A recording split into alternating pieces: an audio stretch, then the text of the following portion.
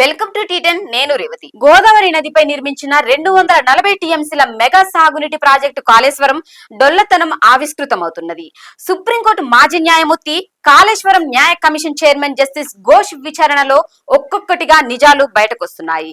Commission అధికారులను ప్రశ్నిస్తున్న తీరుతో ఆశ్చర్యం గొలిపే అనేక కఠినమైన వాస్తవాలు బట్టబయలవుతున్నాయి. దోషులను నిగ్గు తేల్చే సమయం దగ్గర పడుతున్నది. మేడిగడ్డ, అన్నారం, సుందిళ్ల బ్యారేజీలతో కూడిన కాళేశ్వరం ప్రపంచంలోనే అతిపెద్దది. బడ్జెట్ లోనూ భారీనే.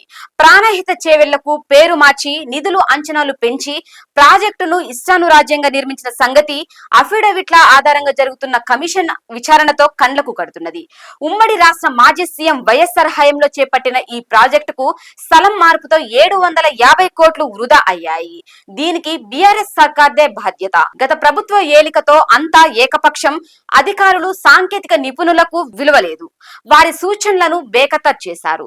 తానే చీఫ్ ఇంజనీర్ నంటూ ప్రభుత్వ పెద్ద చెప్పిందే వేదంగా నిర్మాణం సాగింది. ఏకంగా బడ్జెట్ 80,180 కోట్ల నుంచి 1.27 లక్షల కోట్లకు ఎగబాకించారు. ఇంకా 40,000 కోట్లు కావాలట. తక్కువ సమయంలో ప్రాజెక్టును పూర్తి చేసి నదులకే నడక నేర్పారంటూ మాజీ సీఎం కేసీఆర్ ను ఆకాశానికి ఎత్తేశాయి బీఆర్ఎస్ శ్రేణులు అప్పట్లో. ఇప్పుడు సీన్ రివర్స్. బ్లాకులు బద్దలై ఇసుక కూలిపోయి మొత్తం ప్రాజెక్టుకే ఎసరొచ్చింది. కాగ్ నివేదిక ప్రకారం కాళేశ్వరం సామర్థ్యంపై 2 ఏళ్ల కిందే అనుమానపడ్డది. ఎన్డీఎస్ తో పాటు విజిలెన్స్ శాఖ సైతం కాళేశ్వరం నిర్మాణంలో అవినీతి, అవకతవకలు జరిగాయని ఇప్పటికే నివేదికలొచ్చాయి. భారీ సొమ్ముతో నిర్మించిన బ్యారేజీల్లో నీటిని నిల్వ చేసే పరిస్థితి లేదు. ఇందులో మోడీ సర్కార్ పాపమూ ఉంది. కనీస పరిశీలన లేకుండానే కేంద్ర జల సంఘం డిపిఆర్ ను ఆమోదించడం, అలాగే వ్యాప్కో సంస్థ సైతం గ్రీన్ సిగ్నల్ ఇవ్వడంతో ఆగమేఘాల మీద ప్రాజెక్టును పట్టాలెక్కించారు. ఇదిలా ఉండగా గత 5 నెలలుగా కాళేశ్వరం ప్రాజెక్టుకు వైఫల్యంపై విచారణ చేస్తున్న జస్టిస్ పిసి ఘోష్ కమిషన్ ఇప్పటికే ఉన్నతాధికారులు, ఇతరులను విచారించింది. ఇక ఉన్నత స్థాయి ప్రజాప్రతినిధుల వంతు రానుంది.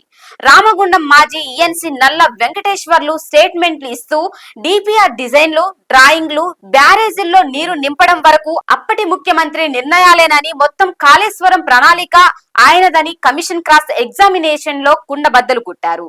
కేసీఆర్ దే పాపం అంటూ వేలెత్తి చూపారు. అందుకు అవసరమైన సాక్ష్యాధారాలు, సమావేశాల మినిట్స్, ఇతర ఫైళ్లను కమిషన్ కు అందజేశారు.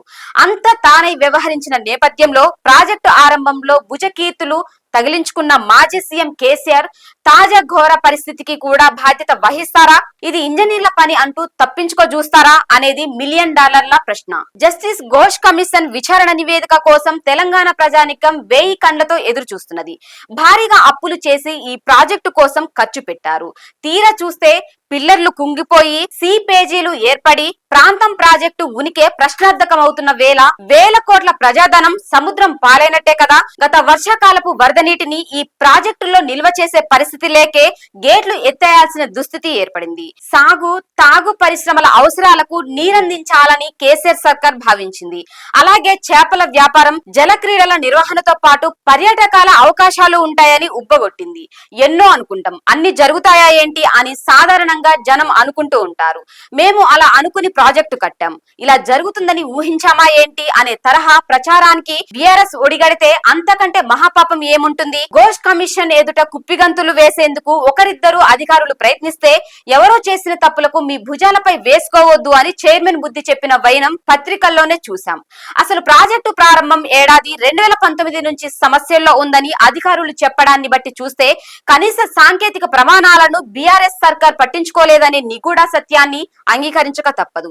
అందుకే అప్పట్లో రాష్ట్ర మంత్రివర్గం చేసిన నిర్ణయాలు, ఇతర వివరాలు ఇవ్వాలని తాజాగా కమిషన్ సర్కార్ ను కోరింది. నాసిరకం పనులతో వేల కోట్ల విలువైన ప్రజాధనాన్ని కొల్లగొట్టిన వారు పాలకులైనా, అధికారులైనా కోర్టు బోనికి లాగాల్సిందే. నిజాన్ని నిగ్గు తేల్చాల్సిందే.